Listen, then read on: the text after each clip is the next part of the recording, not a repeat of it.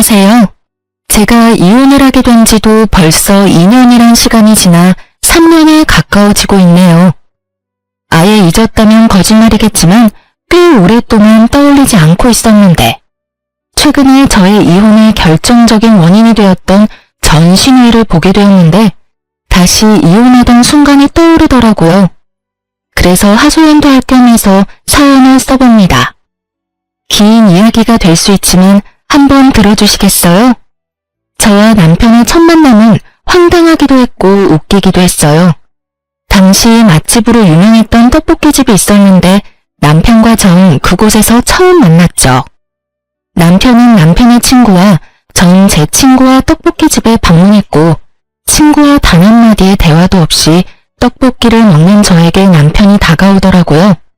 다짜고짜 첫눈에 반했다며 전화번호를 달라고 휴대전화를 내미는데 얼마나 당황스러웠는지 몰라요. 제 입가에 떡볶이 국물이 묻은 것이 다 느껴지는데 그런 모습을 보고도 첫눈에 반했다니 이 남자도 정상적인 사람은 아니구나 싶더군요. 그러면서도 그 비정상적인 남편의 모습이 꽤 좋더라고요. 나의 추한 모습을 보고도 첫눈에 반했다는 남자. 부담스럽게 느껴지기보단 매력적으로 느껴지더라고요. 그래서 전 입을 가린 채 전화번호를 찍어주었고 연락을 주고받게 되었어요. 그렇게 저희는 가볍게 만나보며 3달간 서로를 알아보는 시간을 가졌고 그 후엔 자연스럽게 진행되었어요. 남들과 같이 불타는 연애 기간을 거쳐 결혼까지 하게 되었죠. 결혼 이야기가 오갈 당시 한 가지 걸리는 부분이 있었는데 그건 다름 아닌 남편의 가족관계 때문이었어요. 남편은 누나만 3명인 그야말로 아들 귀한 집에 막내 아들이라는 사실이 꽤 걸리더라고요. 이세 문제는 시모가 아들 못 낳는 서러움이 컸던 터라 딸이든 아들이든 원하는 시기에 하나만 낳아서 잘 키우면 된다고 말해준 덕분에 안심이 되었지만 문제는 시모가 셋이나 된다는 것이었어요. 결혼하는 순간 시모가 1명이 아닌 3명이 될 것만 같은 그런 느낌적인 느낌이 쉽사리 사라지지 않더라고요. 제가 알게 모르게 걱정하는 눈치니 남편이 이렇게 말하더군요. 자기가 그렇게 걱정할 필요 없어. 누나들 다 시집가서 애 키우고 산다고 나한테 신경 쓸 겨를이 없거든. 다들 본인 가정 지키며 산다고 바빠.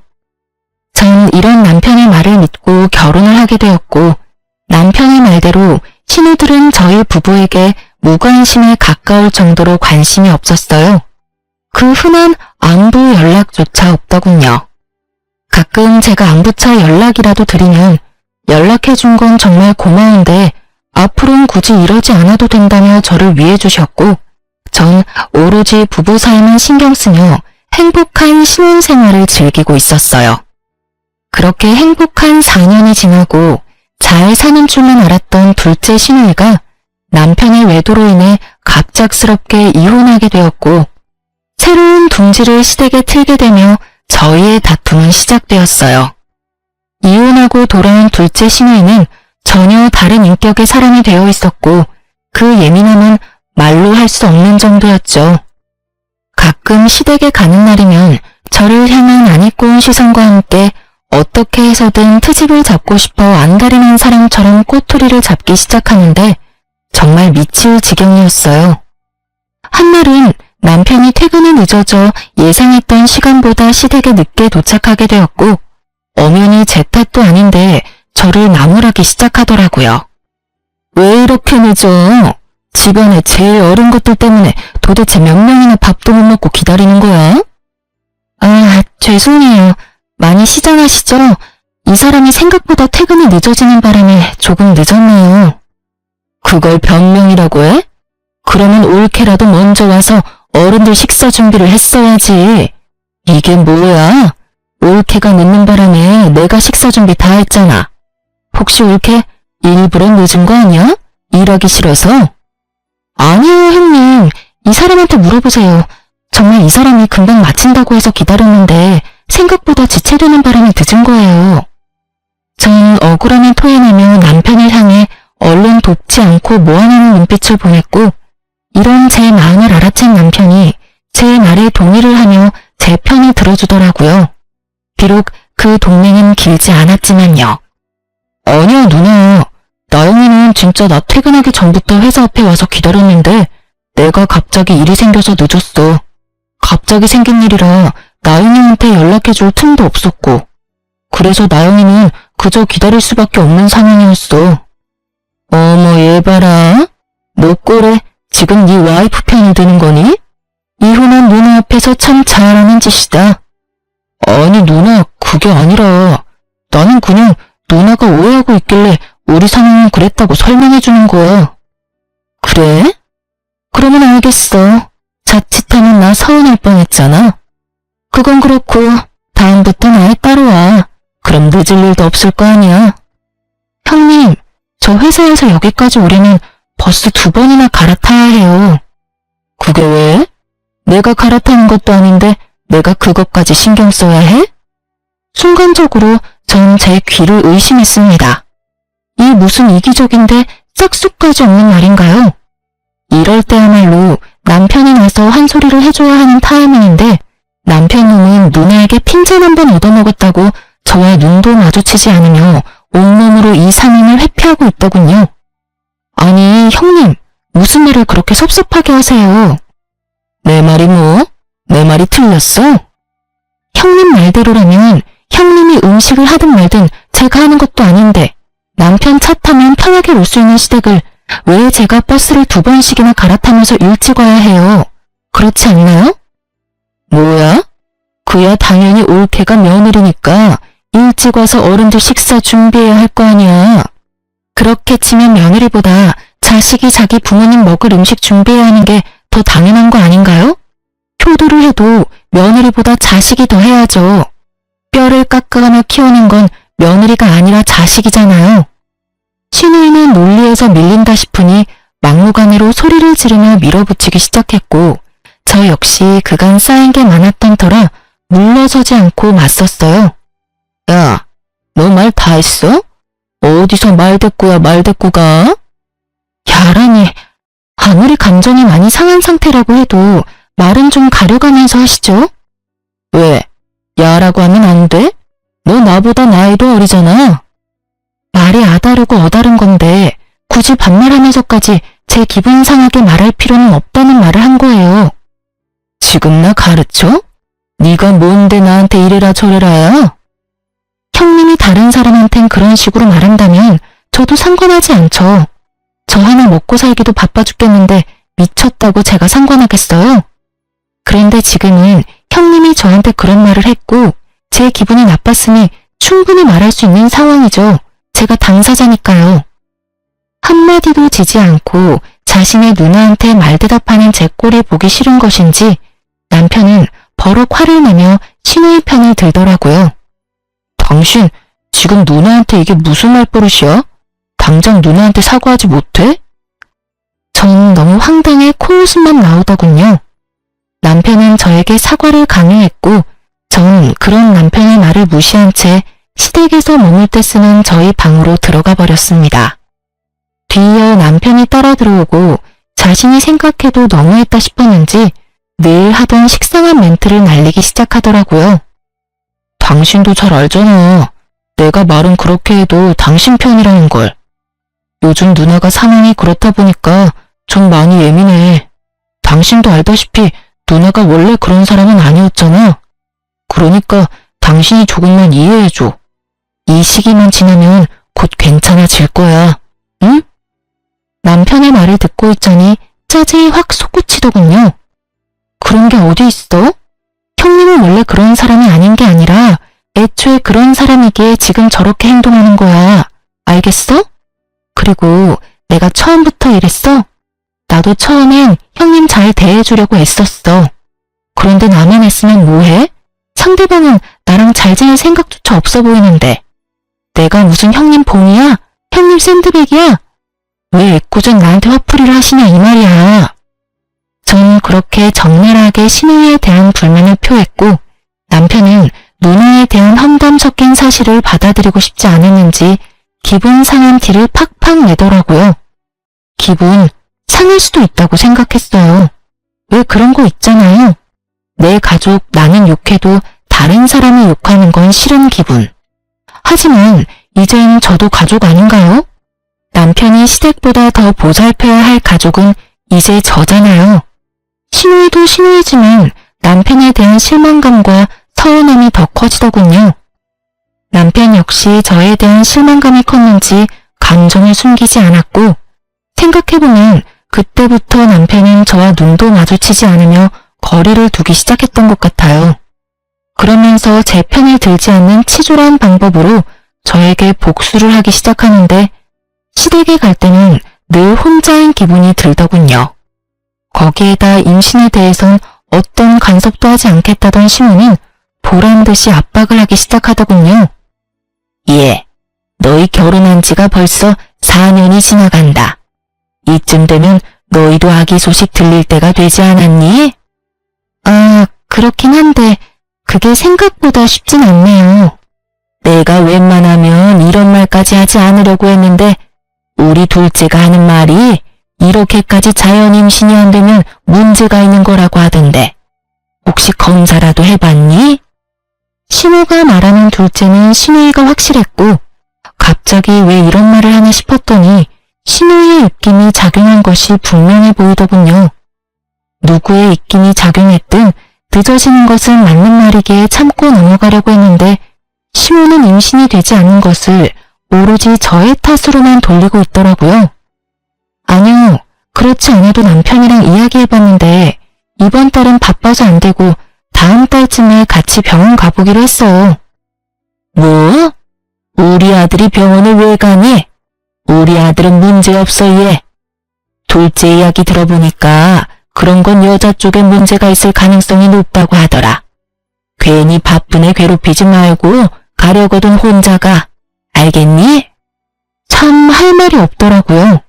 신우이가 의사도 아니고 그런 쪽으론 책 한 장 본 적 없는 백수인데 그 말을 왜 그리도 신뢰하는 것인지 알 수는 없었지만 입 대봤자 말만 길어질 것 같아 그냥 웃으며 저희가 알아서 한다고 해버리곤 자리를 피해버렸어요.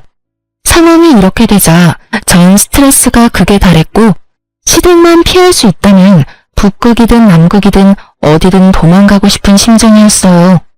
하지만 저의 이런 바람과는 달리 시누이들이 정한 가족 모임의 날은 다가왔고 전 하는 수 없이 시댁으로 향했어요. 원래 계획대로라면 외식을 하기로 했었지만 고등학생인 첫째, 셋째 형님의 자녀들이 시험 기간을 맞물리며 자식 뒷바라지를 해야 한다며 모임에 오지 못하게 되었고 일이 그렇게 되자 문제의 둘째 시누이가 그냥 집에서 밥이나 먹자고 해버린 것이었죠. 자신이 할 것도 아니면서 집에서 하자는 시누이도 미웠지만 생각지도 않고 알겠다고 답하는 남편놈이 더 미웠습니다. 그렇게 전 시댁에 도착했고 시누이는 저를 또 괴롭힐 요령으로 외출도 하지 않고 저를 기다리고 있더군요. 이미 그땐 시누이와의 사이가 틀어질 대로 틀어진 터라 간단한 인사만 하고선 주방으로 향했어요. 앞치마를 메고 요리를 시작하는데 잠이 쏟아지더군요. 그때 전 회사를 그만두고 아동복 가게를 창업하기 위해 밤낮 없이 이리저리 알아보고 다니느라 잠자는 1분의 시간도 아까웠던 시기였기에 그날 역시 잠이 너무 부족했어요.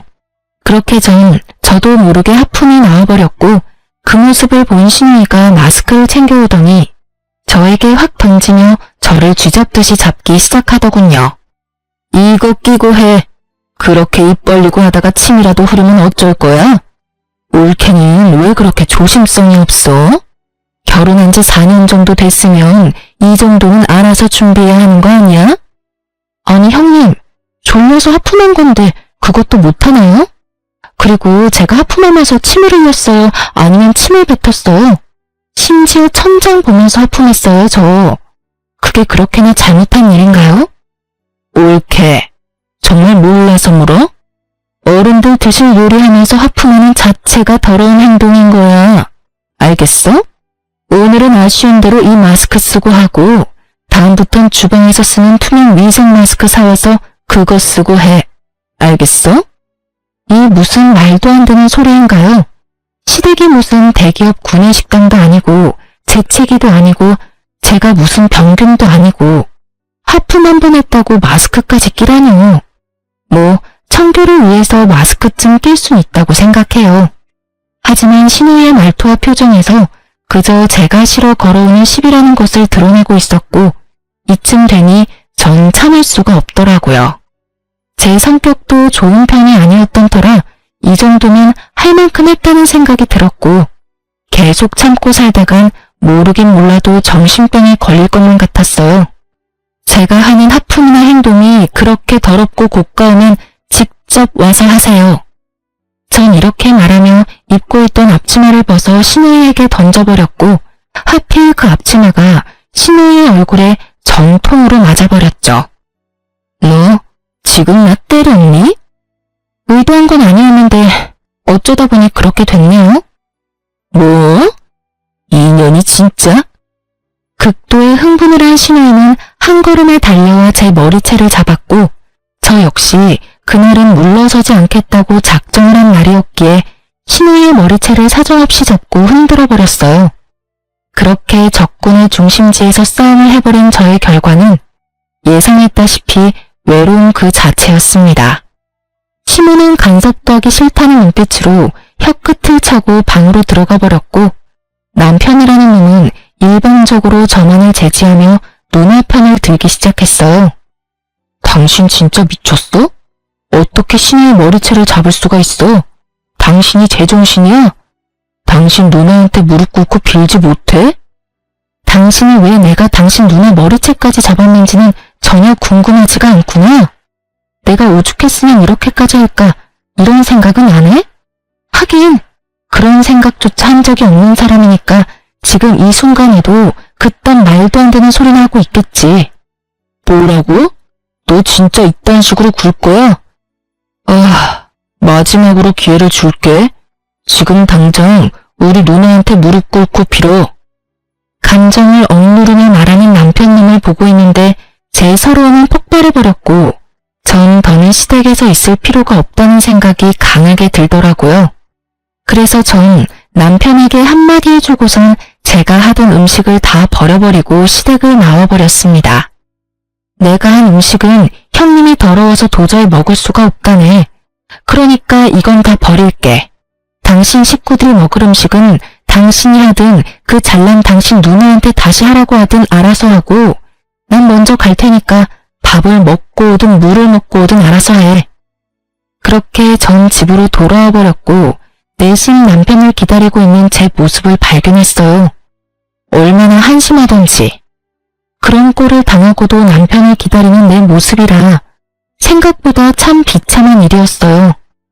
기다리지 말아야지 하면서도 다시 기다리게 되고 그렇게 얼마나 시간이 흘렀을까요? 애증의 남편이 집으로 돌아왔고 저를 달래주기는커녕 무시하기 시작하더군요. 기대하는 바가 없어 실망할 것도 없다 싶었는데 서운한 마음이 드는 건 어쩔 수가 없더라고요.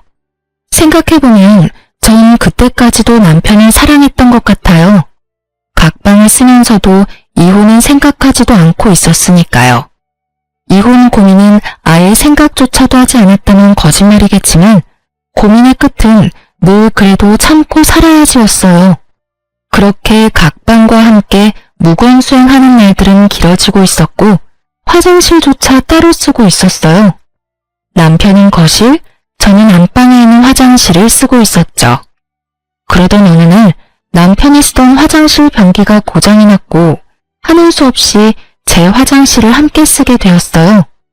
남편은 평소 화장실에 휴대전화를 가지고 가 오랫동안 앉아있는 것이 버릇이었는데 그날 역시 화장실로 들어간 남편은 출근 시간이 촉박해지자 허겁지겁 준비하고선 급히 집에서 나가더군요. 남편이 나간 후 저 역시 씻기 위해 화장실로 들어갔고 선반 위엔 남편이 깜빡하고 두고 간 남편의 휴대전화가 덩그러니 올려져 있더라고요. 전 남편이 현재 쓰고 있는 방에다 가져다 둬야겠다고 생각했고 휴대전화를 들어 올리는 찰나 전화가 오더군요. 주대리. 액정에 보이는 것은 주대리였어요. 순간적으로 드는 생각이 출근한 남편이 휴대전화가 없음을 알고 주대리의 휴대폰을 빌려 전화했구나 싶었죠. 전 그렇게 아무런 의심도 없이 전화를 받았지만 생각했던 남편의 목소리가 아니었죠. 아니, 정확히 말하자면 상대방이 아무 말을 안 하더군요. 쎄한 마음이 들어 다시 한번 누구냐며 말을 꺼냈어요. 여보세요? 여보세요? 말씀하세요. 저 이 휴대전화 주인 아내 되는 사람인데요. 저희 남편이 휴대전화를 두고 갔는데 알고 전화하신 거 아니에요? 아, 아니에요. 전화를 잘못 건 것 같네요. 그렇게 전화가 끊겼는데 이상하더라고요. 당연히 남자일 줄 알았던 주대리가 여자인 것도 이상했지만 무엇보다 이상했던 것은 떡하니 남편 휴대전화엔 저장되어 있는 번호인데 잘못 걸었다며 끊어버리니까요. 물론 남편과 아는 사이이긴 하지만 남편에게 전화를 걸려는 것이 아니었을 수도 있겠죠. 하지만 저의 직감은 무언가 큰 것이 저를 기다리고 있다는 느낌이 강하게 들더군요. 전 남편의 휴대전화를 살펴보기로 했고 평소 남편이 비밀번호를 바꿀 때마다 탁상용 달력 뒤편에 메모한다는 사실을 알고 있던 전 쉽게 남편의 비밀번호를 알아내 판도라의 상자를 열게 되었던 거죠. 그곳엔 제가 미처 알지 못했고 상상하지도 못했던 사실들이 가득하더군요. 잠금을 풀어낸 저는 주대리와 주고받은 대화부터 찾았고 그건 어렵지 않더라고요. 대화가 상단에 고정된 상태였으니까요. 주대리의 정체는 여러분이 생각하시는 대로 회사 동료가 아닌 현재 남편과 만나고 있는 상간녀였어요. 더 충격적인 건 상간녀는 신우이의 소개로 알게 되었다는 것과 그 여자 역시 유부녀라는 사실이었죠. 아무리 제가 밉고 마음에 들지 않는다고 해도 동생에게 여자를 소개시켜주다니요. 그것도 유부녀를요. 심지어 본인이 남편의 외도 때문에 이혼까지 해놓고선 어떻게 친동생에게 외도를 종용할 수가 있는 것인지 참 어이가 없더라고요. 누굴 탓하겠어요? 친구까지 소개해주며 바람을 종용하는 년이나 꼬신다고 외도나 저지르는 놈이나 용서할 수 없는 건 매 한 가지인걸요. 전 두 사람 다 절대로 용서할 마음이 없었고 저의 이런 굳은 심지를 더욱 굳건하게 만들어주는 메시지를 발견하게 되었어요. 그건 바로 신우이와 남편이 주고받은 메시지였는데 거기엔 신우이의 이런 말이 있더라고요. 너도 내 친구 만나면서 스트레스 좀 풀고 살아. 옳게 하는 꼴을 보니 너 숨도 못 쉬고 살 것 같더라. 내가 우리 동생 숨 쉴 틈 만들어주는 거야. 알겠어? 이런 누나가 어디 있니? 내가 생각해도 난 정말 세상에 둘도 없는 누나야. 네, 세상에 둘도 없긴 하겠더라고요. 자신이 남의 인생을 망치고 있다는 사실을 전혀 알지 못하는 신우이는 스스로에게 아낌없는 찬사를 보내고 있더라고요. 전 그렇게 괜찮다는 여자의 얼굴이 궁금했고 사진첩도 살펴보게 되었죠. 사진은 없을 수도 있겠다 생각했는데 친절한 남편님이 상간녀의 폴더까지 따로 만들어 사진들을 모아놨더라고요. 거기엔 상간녀와 함께 찍은 사진들로 가득했고 상간녀의 독사진 중엔 가운을 입은 사진이 있었는데 그 사진을 통해 상간녀가 한의사라는 사실을 알게 되었어요. 유니폼에 적힌 상으로 검색을 해보니 운이 좋게도 그 한의원은 부부가 운영하는 한의원이더라고요. 얼마나 기쁘던지. 전 모든 증거를 사진으로 남겼고 이혼을 위한 준비를 시작했습니다. 일단 하루 날을 잡고 친정으로 가 모든 사실을 미리 부모님께 말씀드렸어요. 신우이가 이혼하게 된 후 어떤 일들이 있었고 저 역시 행동을 어떻게 했는지, 그래서 현재 상황은 어떠한지, 그렇기에 앞으로 어떻게 할지에 대해 부모님께서 최대한 충격을 받지 않으시게 설명을 해드렸고 엄마는 이런 말씀을 해주셨어요. 우리 딸 그동안 많이 힘들었겠네. 엄마랑 아빠는 상황이 어찌 되었든 간에 네 뜻을 존중해. 말이야 바른 말이라고 네 인생 네가 살지 우리가 살아주는 건 아니잖아. 그러니까 우린 신경 쓰지 말고 네 뜻대로 해. 네가 하고 싶은 대로 하면 엄마랑 아빠는 네 뒤에서 아낌없이 응원해줄게. 알겠지? 고마워 엄마. 그리고 아빠. 이혼을 결정하고 난 뒤 가장 걱정스러웠던 건 부모님의 반응이었는데 그것이 잘 해결되고 나니 거침이 없어지더라고요. 전 바로 다음날 한의원으로 찾아갔어요. 그날은 상간년을 쉬고 그 남편만 진료를 보는 날이었고 전 저의 진료 순서가 마지막이 될 수 있게 마지막 진료 시간에 맞춰서 병원에 방문했습니다. 계획대로 전 마지막 환자로 진료실에 들어가게 되었고 드디어 상간녀의 남편을 마주할 수 있었어요. 상간녀의 남편은 친절하게 저의 상태를 물어왔고 전 외도 증거들을 내밀며 이렇게 말했어요. 어디가 불편하셔서 오셨을까요? 제가 요즘 이것들 때문에 화병이 날 것만 같아서 찾아왔어요. 한번 봐주시겠어요? 제가 내민 증거들을 살펴보던 상간녀의 남편은 굳은 표정으로 저에게 묻더라고요. 상황이 좋진 않네요. 그렇죠? 거기다가 두 사람이 어떻게 만나게 된 줄 아세요? 신우이라는 인간이 자기 친구를 자기 남동생한테 소개해줬다고 하더라고요. 그러니 제가 억장이 무너지고도 남겠죠?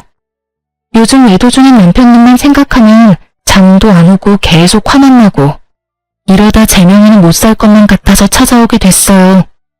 그래서 제가 어떻게 하면 될까요? 저를 좀 도와주셨으면 좋겠어요. 어떻게 도와드리면 될까요? 도와주실 건가요? 네, 얼마든지요. 살펴보니 돕는다는 표현보단 함께한다는 표현이 더 맞는 것 같긴 하지만요. 그러면 지금 바로 저랑 어디 좀 가실 수 있을까요? 전문용어로 현장 급습이라는 걸 해보려고요. 저의 제안에 상간녀의 남편은 말없이 고개를 끄덕이며 가운을 벗더라고요. 그렇게 저흰 남편과 상간녀가 있는 곳으로 향했어요. 모든 사실을 알게 된 날, 전 휴대전화에 위치 추적 앱을 하나 깔았었어요. 그리고는 혹시 모르는 상황을 대비해 앱 숨김 기능을 이용해 숨겨두었던 거죠. 상상도 못했겠죠. 제가 자신의 휴대전화를 봤다는 사실도 몰래 앱을 깔아놨다는 사실도요. 이러한 사실을 알지 못하는 남편은 신나게 여러 장소로 오가더군요. 드디어 남편의 위치가 한 곳에 멈추고 저와 상간녀의 남편은 앱이 알려주는 곳으로 향했고 앱의 정확도가 떨어져 그 주변을 맴돌기 시작했어요. 그러던 와중 남편의 차를 발견하게 되었고 그곳에서 남편을 발견하게 되었습니다. 남편은 고급 레스토랑에 있었는데 옆자리인 상간녀가 앞자리인 신우이가 자리하고 있더군요. 어쩜 그렇게 화기애애하게 모여있을 수가 있는지 그 모습을 보는데 화는커녕 허탈하더라고요. 저라고 처음부터 신우이에게 그렇게 막대먹게 군 건 아니었어요. 처음 신우이가 이혼하고 돌아왔을 땐 저도 신우이에게 살갑게 굴며 잘 대해주려고 했었어요. 안쓰럽기도 했던 것 같아요. 다른 것도 아닌 믿었던 남편에게 배신당하고 돌아온 신우이였으니까요. 같은 여자로서 그리고 가족으로서 한 사람을 진심으로 보듬어주려고 애썼었는데 그런 저의 마음을 짓밟고 막대했던 건 다름 아닌 신우이였습니다. 저에겐 그렇게 상식이란 없는 사람처럼 막대하더니 그곳에 웃고 있는 모습을 보는데 참 허탈하더군요. 남편의 미소도 마찬가지였었고요. 그런 저와는 달리 상간녀의 남편은 더욱 굳은 표정을 하며 그 인간들에게 다가가고 있더군요. 저도 그 뒤를 따랐고 아무것도 모르는 상간녀와 제 남편은 신우의 시선에도 아랑곳하지 않고 서로 음식을 먹여주며 손을 잡고 있더군요. 테이블에 가까워지자 저희를 먼저 발견한 신우이가 두 사람에게 빨리 떨어지라는 사인을 보내는 듯 했지만 눈치를 사이좋게 쌈 싸먹은 남편과 상간녀는 계속해서 애정행각을 벌이더라고요. 이윽고 저희가 테이블 앞에 섰을 때 놀란 상간녀가 남편의 손길을 뿌리치며 그 자리에서 벌떡 일어섰지만 이미 늦은 일이었죠. 이미 걸어오며 볼 꼴 못 볼 꼴을 다 본 후였으니까요. 자리에서 일어난 상간녀는 신우이를 손가락으로 가리키며 자기 남편을 향해 변명 섞인 설명을 하기 시작하더라고요. 그게 여보, 이게 어떻게 된 일이냐면 당신도 내 친구 알지? 얘가 내 친구인데 남동생이랑 저녁을 먹고 있다길래 친구도 볼 겸 혼자 먹기 싫기도 해서 겸사겸사 합석해서 먹고 있었어. 정말이야. 뭐 어느 정도는 맞는 말이긴 하더군요. 두 사람이 남매 사이가 맞긴 하니까요. 상간녀의 되지도 않는 변명을 듣던 상간녀의 남편은 낮게 깔린 목소리로 말했어요. 넌 내가 병신으로 보이니? 뻔뻔하게 거짓말 좀 그만해. 서로 음식도 먹여주고 손도 주물럭거리면서 좋아 죽는 거 내가 다 봤어. 난 당신이 그런 식으로도 웃을 수 있는 사람인 건 또 몰랐네. 그렇게 행복했으면 진작 말하지 그랬어. 그러면 내가 미련 없이 놔줬을 텐데 말이야. 낮게 깔려 감정도 없는 그 목소리가 더욱 무섭게 느껴지더라고요. 상간녀 역시 그러했는지 그 자리에서 무릎을 꿇더니 애원하기 시작하더군요. 아니야 여보, 왜 그렇게 무서운 말을 해. 난 당신밖에 없어. 난 당신 옆에 있어야 비로소 행복하다는 거 당신이 더 잘 알잖아. 글쎄, 나도 그런 줄 알고 살았는데 오늘 내가 보고 들은 건 내가 이때껏 알았던 사실과는 좀 상반되더라고. 뭘 보고 뭘 들었든 내가 다 설명할 수 있어. 정말이야 여보. 제발 내 말 좀 들어줘. 나한테 한 번만 더 기회를 줘. 아니야. 대화할 필요도 없고 기회를 줄 생각도 없어. 그냥 그 남자랑 살아. 그게 나를 위한 일이니까. 깔끔하게 이혼하고 한의원에도 출근하지 마. 어차피 당신 환자라고 해봤자 얼마 되지도 않는데 쉬면 감 잃을까봐 굳이 진료 보라고 한 거였으니까 이왕 이렇게 된 김에 그 좋아 죽는 남자랑 사랑놀이나 하면서 푹 쉬어. 짐은 다 싸서 친정으로 보내줄 테니까 집에도 올 필요 없어. 그럼 가볼게. 상간녀의 남편은 하고 싶은 말은 다 한 듯 저에게 연락한다는 말을 남기고 자리를 떠버렸고 상간녀 역시 남편의 뒤를 따라 나가더라고요. 남편은 그제야 저에게 무릎을 꿇고 빌기 시작하더군요. 여보, 내가 잘못했어. 내가 미쳤었나 봐. 처음엔 그냥 친한 누나 동생으로 지냈는데 그게 어쩌다 보니 이렇게 됐어. 그게 정말 실수야. 남편이라고 무슨 할 말이 있겠어요? 그냥 분위기상 빌기는 해야겠고 변명이라는 것도 해야 하니 아무 말이나 짓거린다는 느낌밖에 들지 않더라고요. 그렇지 않아도 이 상황이 유쾌하지 않은데 더 유쾌하지 않은 말이 신우이의 입을 통해 나오기 시작하더라고요.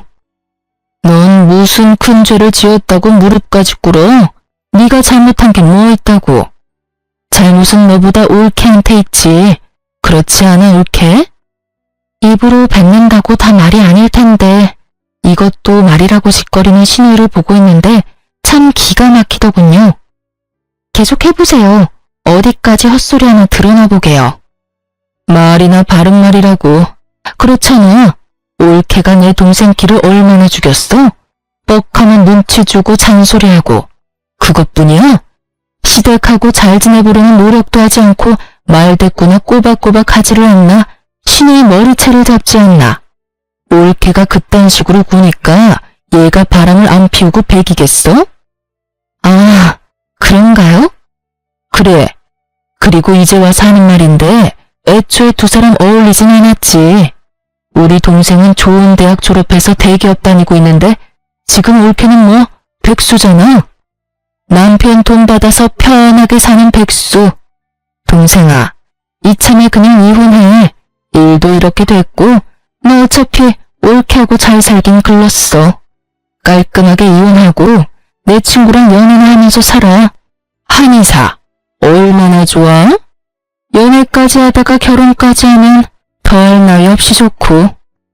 저도요, 좋은 대학에 좋은 회사 다녔어요.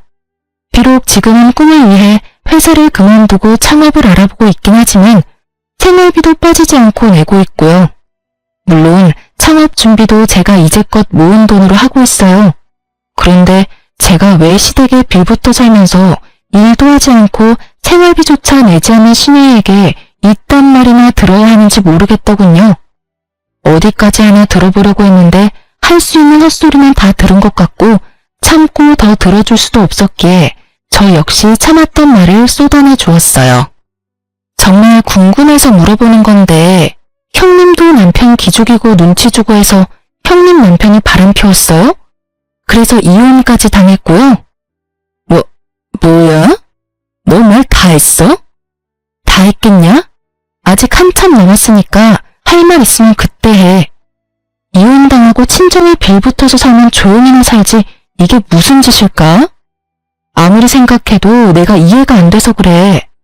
동생이 바람 피운다고 해도 말려야 할 판국에 여자를 소개해줘? 바람 피우라고 부추겨? 참 대단하다 대단해. 야, 너 진짜 내가 가만 안 둬? 나는 뭐 널 가만두고 싶어서 가만히 있는 줄 알아? 그 입으로 나오는 한마디 한마디가 워낙 다 개차반이라 내가 대꾸할 가치를 못 느껴서 가만히 있었어. 그런데 하는 짓도 쓰레기이니 내가 널 어떻게 해야 할지 모르겠다니까? 야! 고함을 지르며 금방이라도 저에게 달려들려는 신우이에게 전 상간녀가 먹던 와인을 그대로 뿌려버렸습니다. 남편놈은 아무 말도 하지 않고 그저 바라만 보고 있었고 전 그런 남편놈의 머리 위로 상간녀와 먹던 음식들을 부어버렸어요. 두 사람 다 제가 이 정도까지 할 거라 예상을 못했는지 어버버 하며 와인과 음식을 닦아내기 바쁘더라고요. 쓰레기 같은 인간한테 딱 어울리는 꼴이다. 당신 이게 무슨 짓이야? 이 정도면 양호한 줄 알아. 오물을 확 부어버리고 싶은 걸 겨우 참았어. 너 아까 그 여자랑 아주 죽고 못 살더라? 한의사가 그렇게 좋았어? 사랑한가 너밖에 없다고 난리를 부리더니 이제 와서 나한테 왜 무릎까지 꿇고 그래? 뭐? 실수? 넌 실수라는 단어의 뜻을 모르니? 그게... 내가 미안해. 내가 정신이 나갔었나 봐. 남편은 다 기어들어가는 목소리로 고개를 숙였고 신우이는 와인을 다 닦아냈는지 저를 죽일 듯이 노려보고 있더라고요. 그 한심한 두 인간과 계속 같은 장소에 있었다간 큰일을 낼 것만 같아서 중요한 한마디만 던져주고 그 자리를 벗어났어요. 그만하자 그만해. 우리 이혼해. 집은 한동안 내가 지낼 테니까 너는 네 누나랑 같이 가. 그렇게 전 집으로 돌아왔고 소식을 전해 들은 시모에게서 전화가 오더군요. 딸도 이혼하고 돌아왔는데 아들마저 이혼이라니. 시모 입장에선 이건 절대로 말려야 한다 싶었겠죠. 아가, 이게 무슨 일이니 도대체. 이혼이라니. 말 그대로예요. 저 어머님 아들이랑 이혼하려고요. 갑자기 왜 그래? 너희 싸웠니? 아니, 아무리 싸웠다고 해도 이혼이 그렇게 쉽게 결정할 문제야? 상황이 이렇게 심각한데 이 와중에 시모에게 아무 말도 하지 않은 것 같더라고요. 숨긴다고 숨겨줄 것도 아닌데. 그래서 전 있는 사실 그대로 시모에게 알려줬어요. 그냥 싸워서 헤어진 게 아니고요. 남편이 바람 피워서 이혼하고 돌아온 어머님 딸이 충격이 컸는지 자기 친구를 어머님 아들한테 소개해줬더라고요. 뭐라고? 그게 사실이야? 놀랍게도 사실이에요. 자기도 이혼했으니 동생도 이혼하길 바랬나 보죠 뭐. 동생한테 여자나 붙여주는 누나나 조강지쳐 내팽개치고 바람이나 피우는 동생이나 둘 다 참 생각도 없고 어이도 없고 상식도 없던데요. 그러니까 저한테 전화해서 이러지 말고 어머님 자식들이나 볶으세요. 전 이혼 준비로 바빠서요. 그럼 들어가세요. 모든 사실을 안 시댁에서 내심 두 사람을 쫓아내주길 바랬는데 두 사람이 그 모양 그 꼴인 건 이유가 있지 않겠어요? 모든 사실을 분명 다 알았을 텐데 시부에게선 이렇게 문자가 왔더라고요. 이야기 다 들었다. 내 이야기를 들어보니 우리 애들 탓만 아닌 것 같더구나. 자고로 집안에서 여자가 남편 내조를 잘해야 하고 시댁과의 관계에서도 여자가 잘했어야지. 오죽했으면 우리 애들이 그런 짓까지 했겠어. 그러니 너도 남편만 하지 말고 반성 좀 하고 조용하게 이혼했으면 좋겠구나. 웃음이 다 나더군요. 그러면서도 저딴 부모 밑에서 보고 자랐으니 저 모양 저 꼴이지 싶더라고요. 전 변호사를 만나 이혼을 진행했고 이혼이란 게 생각보다 참 쉽더라고요. 시간이 걸리긴 했지만 쉽게 이혼하게 되었어요. 상간녀 때문인지 남편은 이혼 이야기를 꺼낸 저보다 이혼을 서둘렀고 제가 이혼 당시 원했던 공동명의 집도 신우이에게 청구했던 위자료도 비교적 깔끔하게 받고 끝날 수 있었어요. 상간녀 소송도 함께 진행했고 소송 역시 제가 원하는 방향으로 끝이 났어요. 전 남편은 저와 이혼만 하면 꽃길을 걸을 수 있다고 생각했는지 법원에서 만난 전 남편의 얼굴엔 웃음꽃이 피었더군요. 상간녀도 이혼할 것이 분명하고 한의사니 돈도 꽤 있을 거라 생각했을 테니까요. 그 아니란 생각이 얼마나 웃기던지 저 역시 웃음으로 맞대응해줬네요.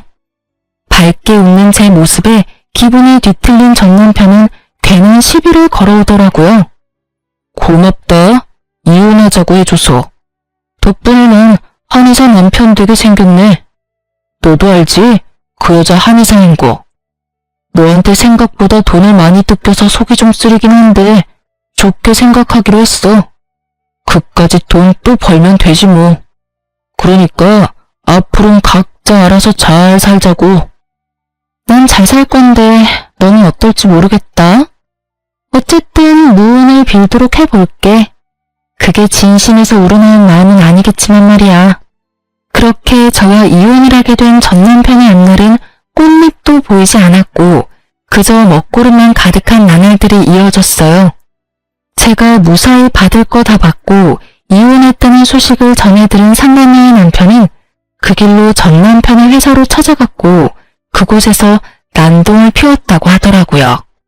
그 얌전하고 차분해 보이는 사람이 난동이라니. 쉽게 상상되진 않았지만 제대로 난동을 피운 건 맞는 것 같더라고요. 그 덕에 전 남편의 회사에 유부녀의 외도로 이혼당한 사실이 알려져 진급도 물거품이 되고 권고사직 이야기도 오가고 있다고 하니 말이에요. 거기에다 전 남편이 믿고 있던 상간녀는 알고 보니 내세울 것은 한의사라는 것 하나뿐인 찢어지게 가난한 집 딸이라고 하더라고요. 그러거나 말거나 전 남편은 이혼하며 한몫 크게 떼나올 수 있을 거라고 큰 꿈에 젖어 있는 것 같은데 그건 그야말로 꿈과 같은 것이었죠. 가난한 집 딸은 시집을 갈 때 맨몸으로 시집을 가게 되었고 그런 상간녀를 너무 사랑한 상간녀의 남편이 집안의 반대에도 불구하고 결혼을 진행했다고 하더군요.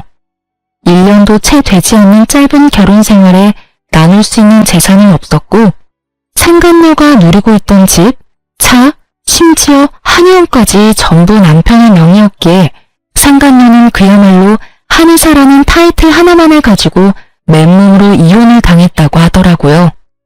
그나마 있던 돈도 저에게 위자료로 주었으니 알거지나 마찬가지였죠. 이제 남은 건 한의사라는 타이틀이었는데 그마저도 쓸모없게 돼버렸지 뭐예요? 그 업계에 상간녀의 전 남편이 이혼했다는 소식과 함께 상간녀가 얼마나 추악한 짓을 하고 돌아다녀 이혼당하게 되었는지까지 소문이 다 나버렸다고 하니까요. 아마 한동안 취업은 어려울 것이라고 하더군요. 남편도 상간녀도 가진 것이 없으니 개업은 더욱 힘든 일이겠죠?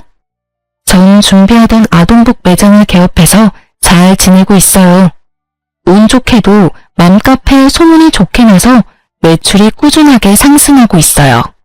사연 처음에 말씀드렸다시피 전 신우이를 마주하게 된 것은 이 아동복 매장이었는데요. 글쎄 전 신우이가 아이 옷을 사러 왔더라고요. 제가 알기론 전 신우이의 아이는 아동복을 입을 나이가 아닐 뿐더러 자기 배 아파서 낳은 자식도 버리고 이혼한 여자가 애 옷을 살 리가 없을 텐데 이상했어요. 혹시 제가 매장을 열었다는 소식을 듣고 난동을 부리러 왔나 생각하던 찰나 전 신우이의 일행을 발견하게 됐어요. 그 일행의 정체가 누구냐면 말이죠. 놀라지 마세요. 글쎄 전 신우이의 신우이들이더라고요. 그것도 3명이요. 얼마나 웃었는지 몰라요. 저를 그렇게나 죽으라고 괴롭히더니 꼴을 재우는 집이 신우이가 3명인 집이라니. 운명이란 게 참 얄궂지 않나요? 어쨌든 전 신우이의 그 당당하다 못해 깍수 없는 모습은 온데간데 없고 신우이들에게 모진 핍박과 홀대를 당하고 있더라고요. 얼마나 혹독한지 순간 불쌍하다는 생각이 들 뻔했지 뭐예요? 저를 발견한 전 신우이는 애써 저를 회피했지만 전 일부러 그 근처로 가 옷을 골라주기도 하며 전 신우의 곁을 떠나지 않았어요. 살펴보니 짐이 꽤 많던데 그조차도 전 신우의 손에 다 들려있더라고요. 옳게 똑바로 좀 들어. 혹시나 해서 하는 말인데 바닥에 내려놓을 생각도 하지 마. 그거 다 비싼 거야. 올케가 변상할 수 있는 그런 가격대가 아니라고. 그러니까 언니, 내 짐도 잘 챙기고 있죠? 그 화장품 자칫하면 망가진다고요. 혹시나 망가지면 난 가족이고 뭐고 없어요? 언니가 다 물어내야 한다고요. 아 맞다, 올케 식당 예약은 했지? 거기 예약 안 하면 자리도 없어. 오늘은 꼭 스시 먹고 싶은데 했지? 아, 형님, 그게 제가 깜빡했어요. 어떻게 하죠? 그걸 나한테 물으면 어떡해. 내가 분명 잊지 말고 예약하라고 했잖아. 올케는 머리가 나빠? 아니, 아무리 머리가 나쁘다고 해도 그 쉬운 일도 못하면 어떡해? 아, 정말 짜증나. 꼴도 보기 싫으니까 떨어져서 따라와. 그러게, 내가 격 떨어진 애랑 결혼하면 안 된다고 그렇게 말렸는데 초혼도 아니고 이혼이야 뭐가 좋다고 결혼까지 해서는. 아, 짜증나. 떨어지라니까. 내 말 안 들려? 죄송해요, 형님. 그렇게 전 신우는 구석진 곳으로 가 고개를 숙이고 있더라고요. 정말 그 모습을 보는데 제가 사람을 착각했나 하는 생각마저 들더군요. 새 여자는 쇼핑을 마쳤는지 계산대 앞으로 왔고 저는 저희 가게에서 제일 잘 나가는 양말과 손수건을 챙겨주며 새 여자에게 이렇게 말했어요. 여러모로 고생이 많으시네요. 앞으로도 수고해주세요. 화이팅입니다. 시집살이 시키는 것도 고생이 많고 앞으로도 잘 부탁한다는 뜻이었어요. 제 말에 의아해하던 새 여자는 의아함도 잠시 저에게 친절하다면서 칭찬을 하며 감사하단 말을 전한 후 선물을 챙겨 나가더군요. 그 뒤를 대역 죄인처럼 쫓아가는 전 신우의 뒷모습을 보고 있는데 정말 10년 묵은 채증이 내려가는 기분이더라고요. 모든 사실이 밝혀지고 난 후에도 미안하단 사과도 한마디 없이 당당한 전 신우의 모습에 우라가 치밀어 올랐는데 그 우라가 한 방에 쑥 하고 내려가더군요. 그렇게 떠난 전 신우는 다시 가게를 찾아오거나 하는 그런 일은 없었어요. 그 성정에 반성이라는 걸 했을 리는 없고 그딴 꼴을 보였으니 부끄럽기도 했겠죠. 전 요즘 바쁘게 살고 있어요. 오직 오프라인으로만 진행하고 있던 일을 이제 온라인 스토어도 함께 진행해 볼 예정이에요. 여기저기 살펴보니까 라이브 방송도 많이들 하시는 것 같아 시간 날 때마다 공부하고 있답니다. 제가 열심히 하는 만큼 결과가 따라와 주겠죠? 바쁘긴 하지만 하루하루가 참 보람차고 행복하네요. 이로써 저의 긴 사연도 끝이 났어요. 긴 사연 들어주신 여러분 감사합니다.